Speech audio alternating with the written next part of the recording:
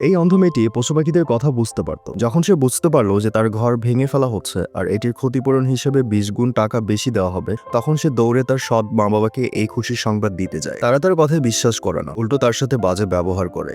তখন তাদের কাছে একটি কল আসে এবং বলা হয় যদি এই ঘর ভাঙে তাহলে সত্যি সত্যি 20 গুণ বেশি টাকা পাওয়া যাবে। ছোট্ট মেয়েটিকে তার মা বাবা সবসময় অপমানিত করত। 7 দিন সে কিছু খায়ও নেই, তাও জোর করে তার সৎ মা তাকে পাহাড়ে লাকড়ি নিয়ে আসতে পাঠায়। তার সৎ বাবা তাকে বাঁচাতে চাইছিল, কিন্তু সেই মহিলা তাকে অপমানিত করে। কোনো রাস্তা না দেখে মেয়েটি তার পোষা কুকুরের সাথে পাহাড়ে চলে যায়। সে পশু পাখিদের সাথে খুব সহজে কথা বলতে পারত। তখন নিচ থেকে একটি বিকট আওয়াজ আসে। কুকুর বলল গর্তে একটি গাড়ি পড়ে গেছে, যেখানে একটি কোম্পানির মালিক আর তার ড্রাইভার ফেসে গেছে। বস গাড়িতে আটকে ছিল, ড্রাইভার কিছু বুঝতে পারছিল না যে সে কি করবে। মেয়েটি কুকুরটির সাথে সাহায্যের জন্য এগিয়ে আসে। কুকুরটি বলে গাড়ি থেকে ওষুধ বের করতে হবে। মেয়েটি কোনো ভয় ছাড়াই গাড়ির ভেতর ঢুকে যায় আর বসকে ওষুধ খাওয়ায়। সিট বেল্ট খুলে তাকে বাহিরে বের করে। তারপর মেয়েটি চুপচাপ সেখান থেকে চলে আসে। ওখানে তার সৎ মা জানতে পারে যে পুরো গ্রাম ভাঙা হবে এবং সবাই এর ক্ষতিপূরণ পাবে, কিন্তু তাদের ঘর অবৈধ, তারা কিছুই পাবে না। তাড়াতাড়ি সে বাড়ি চলে আসে এবং খুব তাড়াতাড়ি বাড়ি বিক্রি করার প্ল্যানিং করে। ওখানে বসের জ্ঞান ফিরে আসে আর সে সবার আগে সেই মেয়েটির কথা জিজ্ঞেস করে। তারপর ছেলে বলে মেয়েটি সেই গ্রামে থাকে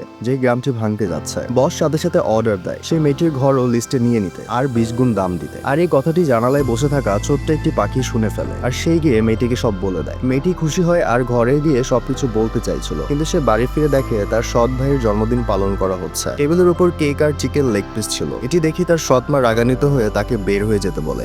মেয়েটি শুধু তার ভাইকে উইশ করতে চেয়েছিল আর একটি ফুল ভাইকে গিফট করে, কিন্তু ইতর পিচ্চি ফুলটিকে মাটিতে ফেলে দেয়। যেমন মা তেমন ছেলে আর কি। মহিলাটি মেয়েটিকে দূরে থাকতে বলে আর তাকে বেরিয়ে যেতে বলে। কুকুরের জন্য একটি লেগ পিস ছুঁড়ে মারে, কিন্তু মেয়েটিকে কিছুই দেয় না। এর মধ্যে বস সেই মেয়েটির ঘরের উদ্দেশ্যে বেরিয়ে পড়ে। ড্রাইভার তাকে মনে করিয়ে দেয় যে 6 মাস আগে তার এই মেয়েটির সাথে দেখা হয়েছিল। বস অবাক হয় আর সন্দেহ করে হয়তো এই মেয়েটি আমার নাতি হবে। সে ড্রাইভারকে জোরে গাড়ি চালাতে বলে আর সেই সময়টাতেই ছোট মেয়েটিকে ঘর থেকে বের করে দেওয়া হচ্ছিল। সরকারি লোক জিজ্ঞেস করে তারা ঘরটিকে এত তাড়াতাড়ি কেন বিক্রি করতে চাচ্ছে। সৎ মা মিথ্যা কথা বলে যে তার মা খুব অসুস্থ আর তাদের টাকার খুব দরকার। সৎ বাবা ঘরের কাগজ আনতে যায়। তখন মেয়েটি বলে ওঠে ঘর বিক্রি করা উচিত হবে না। সৎ মা চিল্লিয়ে বলে এটা আমার ঘর আর তোর এখানে কথা বলার কোনো অধিকার নেই। তখন মেয়েটি বলে এই ঘরটির 20 গুণ দাম পাওয়া যাবে না।